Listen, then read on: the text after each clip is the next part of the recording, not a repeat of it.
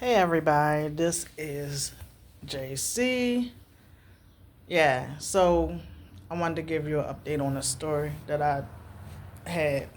So in 2000 of May, I delivered my firstborn at University of Maryland Hospital. What's supposed to have been the best day of my life turned into one of the weirdest problems ever. So I was in the delivery room. First of all, my son father worked there downstairs in the emergency room. And so they called him up and told him that he can come into the room where I was having my baby. Fine. We was together anyway.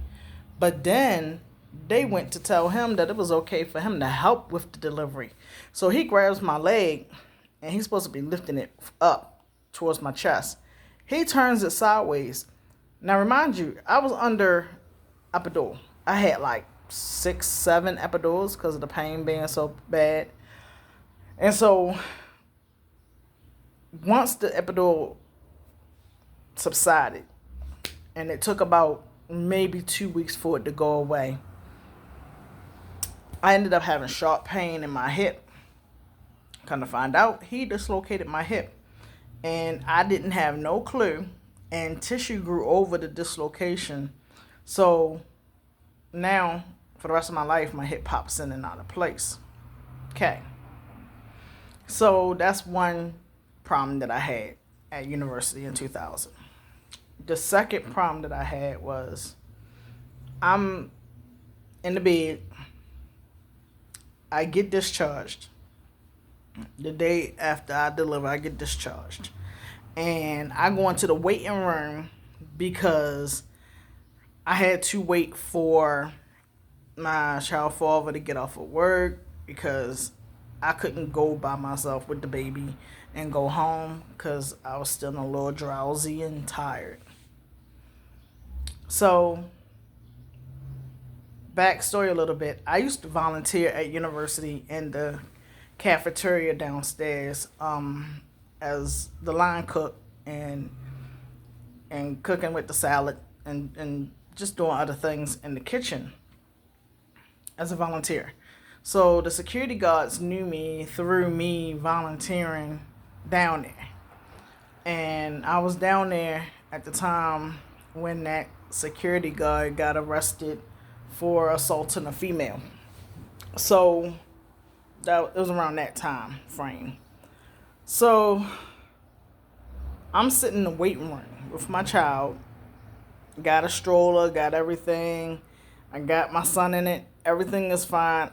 I told the secretaries at the front desk of the nurse at the where I delivered the room delivery department that I was waiting for my boyfriend to get back with our transportation. So they wanted to be funny. So they called down. Why they called down to the security desk and said that there's a homeless person who's refusing to leave the delivery area. Now, remind you, I was not homeless. Me and my boyfriend was living together. We had our own apartment up near Forest Park. He was working at the hospital, and I was down there to deliver my child because I wanted to make sure that he would be able to be there because all he had to do was come upstairs. So that's why we chose that particular hospital. And the security guards come upstairs. They looking around. They looked past me because they knew who I was. So they turned around and was like, "So, did you see a homeless person up here?" I said, "No, it's just me and my son." Like, "Oh, so he gonna say you must be the homeless person." I said, "What homeless person? I'm not homeless. I got an apartment. And my son father downstairs, I'm just waiting for him to get off of work so that we can go home."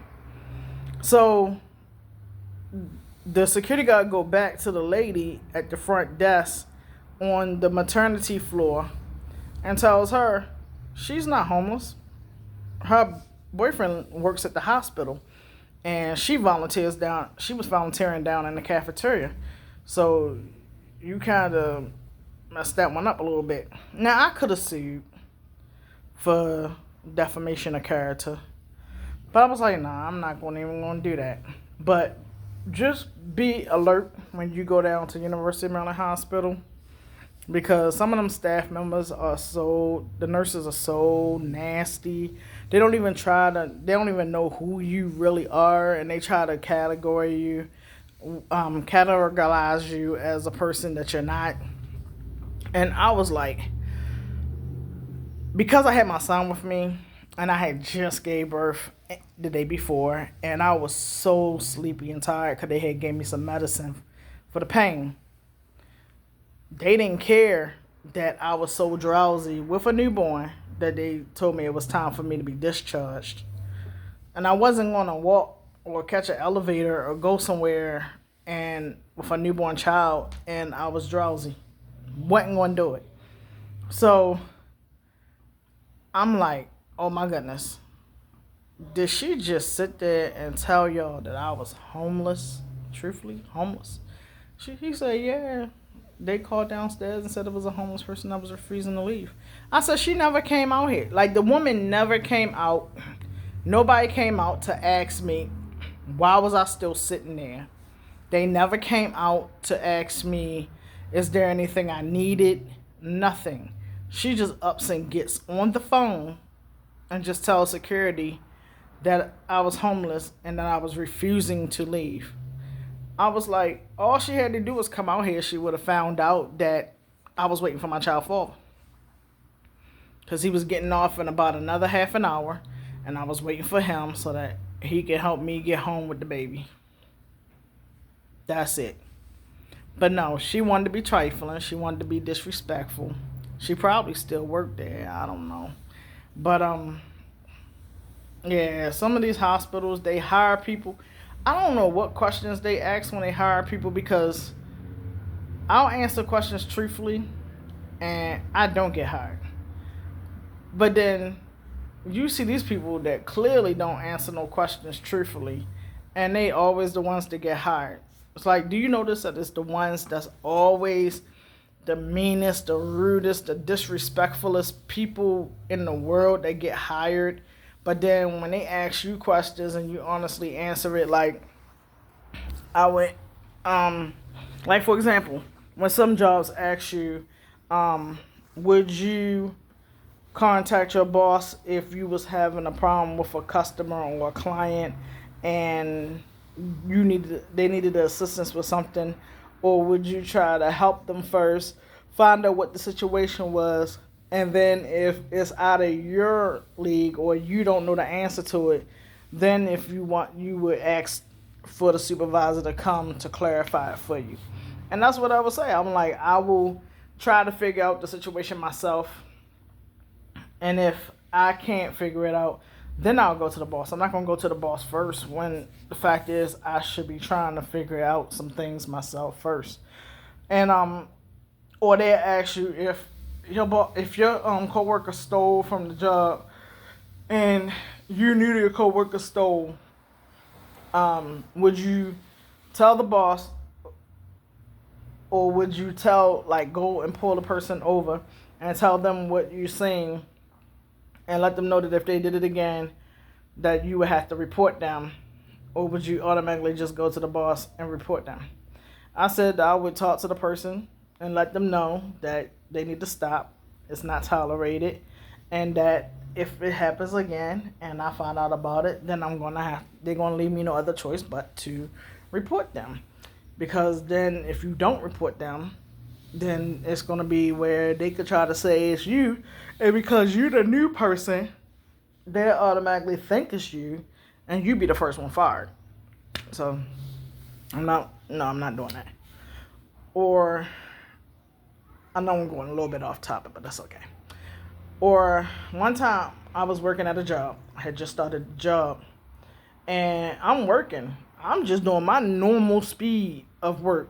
I'm not doing it fast. I'm not doing it slow. I'm just doing my normal, what I can handle, what I could do. I'm just having fun, enjoying myself. Do you know I had a couple of the coworkers come over to me and literally tell me sweetie, you need to slow it down because we manage out our time until it's time for us to leave, and you doing all this stuff like this. The boss will realize that we could have did it like this, and we'll be having to just work the whole time unless we have our lunch break, and we're trying to just do the bare minimum throughout the day. And if we have stuff that we got left over, we just do it tomorrow or just don't get done. But you're literally getting everything completely done before your shift is even over. And I said, that's what you're supposed to do. Like, I come here to work, I go to lunch, I have my lunch break. When I come back, my job is to work until it's time for me to go home. And so, they had the audacity to tell the boss a lie to get me fired so that he wouldn't realize that I was doing the job that they was doing 5 to 10 times faster and more accurately than they was, and they've been there for years. So be careful about them coworkers. When they coming to you and telling you, slow down, you making it bad for us type attitude, they're going to call and try to get you fired. They're going to lie on you because they don't want to do work that they supposed to do. They just want to do the bare minimum. So I'm telling you now, if you ever heard a coworker tell you, oh, you're doing a little too much right now, you might want to slow it down because you're making it look bad for us who been here for years, and we got a routine down the way we do stuff around here. That's code word. Like, if you don't get into place with us and you don't do things the way we do them, we're going to get you fired. We're going to lie, scheme, whatever we got to do to get you fired. And she didn't get me fired because the boss pulled me in the room and was like, what's wrong? And I said, well, I'm doing my job. And he said, yeah, you're doing a damn good job. I love the way you work. I love your work ethic. I love the intensity that you use when you're doing your job. Everything I ask of you, you get it done in a timely manner. And when you leave out, you never have anything that you have to do the next day to carry on from the day before. And I really, really appreciate that. I said, that's cool. He was like, well, I've had a couple of complaints that, he said, I'm sure it ain't true, but I still got to bring it up because these are veterans and people who've been working here for years. But they stated that you was taking long lunch breaks, you wasn't coming back on time. I said, no. I said, if you look at the camera, because I'm very intelligent anyway. So I said, you look at the cameras, you'll see the time that I clocked out and the time I clocked in. Half of the time, I don't even take my full lunch break. I come back just in case somebody else need help because I'm already done. And I help them with whatever they need help with. And so I said, okay, look at the camera. You got the camera sitting right here on your desk. Go back to the date that they claim that they're talking about. And let's clear this up real quick. So he looks at the camera and he notices that 2 of the coworkers comes over and talks to me.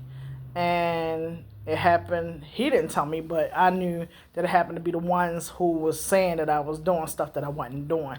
And so he was like, so are you getting along with your coworkers? I said, sure.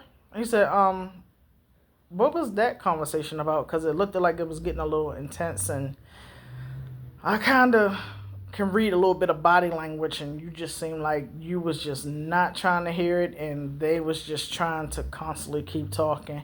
But meanwhile, you're still doing your job. I said, oh, they just was telling me that don't do the work as fast as I'm doing it because it's going to make it look bad for them. And he was like, oh, really?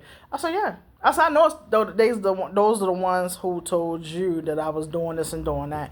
I knew that they was going to do that the moment they came over and said what they said because I told them that I'm doing the job that I was paid to do. I'll take my lunch break, and when I come back from my lunch break, I'll continue working. And if anybody else need any help with anything, and I have already done everything I need to do, I will help them as well. I don't have no problem with it until my time is done. And when I clock out, go home, and don't think about y'all at all. And when I come back, I still don't think about y'all. But I still do my job. So he was like, oh, okay. I said, I wouldn't have said nothing to you. But once you told me that somebody was saying something about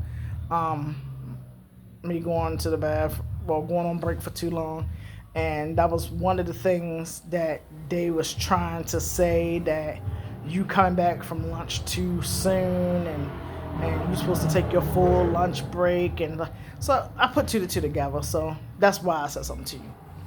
And like, okay, cool. So at that time, I had got a job at another place. Now this is the funny part. I was a volunteer. I wasn't even getting paid to do the job. I was a volunteer. So me being a volunteer was doing a job better than the ones that was working there. And you try to get me fired, which you can't get me fired because I was a volunteer, which they didn't know. They thought I was getting paid like them. No, I chose to volunteer because I was going through social services. I couldn't work very well because I have a disabled son who was younger, and he was always getting himself in trouble in school. So therefore, I had to be available at all times in case the teachers called me and told me that they needed me to hurry up and get down there before my son went crazy and started throwing stuff and acting a fool in class. And sometimes I had to sit in the classroom with him for him to do his work. And yes, I would sit in the classroom until he finished his work. Even if it took all day. I was one of those parents. Yes. Now he's 25. But he knew mommy wasn't playing with him. So that's why I didn't take the job. They offered it to me. The first day I was there, they offered me the job. I said, no, I'm just here to volunteer just so that I can have something to do while he's in school. And then when he get out of school, I go home. Unless they call me early and tell me that I had to come and get him, or they need me to come for a meeting or whatever else like that. They was like, okay. Yeah, so I had a problem with university about the nurse lying to security and saying that I was a homeless person and refusing to leave when I never was homeless, and I didn't refuse to leave. She didn't even talk to me. And also, I had a problem, and I know y'all relate, some of y'all who actually do your job, where they got co-workers that will sit there and try to get you fired, try to mess with your income, your livelihood, your bills, just because they don't want to actually do their actual job that they get paid to do. They want to slack around and just sit there, and then as soon as they see the boss about to come on the floor, then they act like they've been working the whole time, but yet they got stuff backed up. People can't get nothing done, and it's ridiculous. If you get paid, do your daggone job. And yes, I'm talking to the ones who probably will watch this video and catch an attitude, and I don't care. And I'm going to tell you why I don't. I'm a Gemini, so I'm going to let you know I don't care at all. So when it comes down to doing your job, do your job.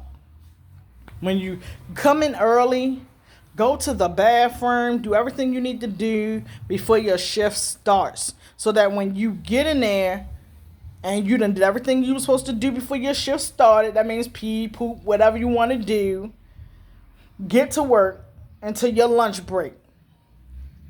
Then when your lunch break come, go eat your lunch or sit down in your corner, look at your tablet or your phone or whatever you want to do. Go to the bathroom and do whatever you're going to do. Come back to your job. Do your job that you're getting paid to do until you clock out. When you clock out, I guarantee you, you won't have nothing else to do but a new task tomorrow, instead of still doing work that you have to do from the day before. Come on now. That is pretty lazy. That is the laziest person in the world. That's why no one would ever hire me as a boss. Because a lot of y'all would be in so much trouble. Because if I'm the type of person, if I could do it, you can do it too. So don't sit there and try to tell me, oh, this, oh, that. If you are doing something, okay. Let's say you're hurt, your feet hurting. I'll let you sit in the chair about 10, 15 minutes, as long as you still doing your job. Once you cool with your back or whatever, then you stand your behind up, you get back to your job, and you finish your job. Now, if you have any problems with your body, you better get a slip from the doctor stating that you have to take a break or take a seat every such and such amount of time throughout your shift, and you'll get granted that. But if you don't have no problems with your body and you are capable and you done signed this contract, because a job is a contract, if you signed that contract stating that you can lift up a certain amount of pounds, you can work a certain amount of hours without sitting or whatever the situation is, then I'm expecting you to do your job. There's times where, people might get cramps in their legs. You can sit down for a little bit. Once that cramp get out your leg, and I can tell when a cramp get out your leg, so don't sit there and say, oh, it's still hurting. No. You can get your behind up and get back onto your job. That's the problem these days. Y'all always complain that the Mexicans are taking over our jobs. No, they wouldn't do the grit work. They wouldn't do the job for the bare minimum salary and wages. Y'all want all this money. Y'all want a whole bunch of money and get the minimum wage raised and all that. But y'all don't want to do the job. Y'all don't. Y'all want to sit there and act like, oh, I want $15, $16, $17 an hour. But yet you still doing the same thing you was doing for that $13, $14 an hour job. But then the Mexicans, they'll come in and they willing to take $10, $11 an hour. And they do work that they should have been paid $16, $17, $18 an hour. And then you complain? Stop being lazy, please. Get your life together. Thank God for waking you up this morning. Thank Him for putting food on your table and clothes on your back. Thank Him for taking care of your kids and protecting them so they can come back and forth from school and home safely. From them buses safely. Or when you're driving, you coming home safely, because I know you're taxing and driving. Come on now. Be for real. I'm going to tell you like it is. I'm going to tell you the truth, and I don't care if it hurts your feelings or not. Truth will set you free, and I'm trying to set you free indeed. Point blank. So, if you want to hear any more content, if you want to hear me let you know what the real deal is, if you want to find out some information about anything, subscribe, comment, like, get them views up. Because trust and believe, if you want the truth to be told to you, whether it be motivational speaking, whether it be talking about how to spot a predator, sexual predator, whether it be about talking about how to make sure that you can play video games, real video games, poker games, casino games that are for real money, that you can win real cash money. If you want to know any of those contents or even more, hit me up. Get those views up. I need at least 2,000 views so that I could get everything popping. Because I'm telling you, I got some stuff to say. And I've been holding it in for 45 years. Yeah, since I was born. I came out the womb holding in what I had to say. Yes, I did. Love you. Peace. Enjoy the rest of your day. And if anybody else don't tell you, God loves you and so do I.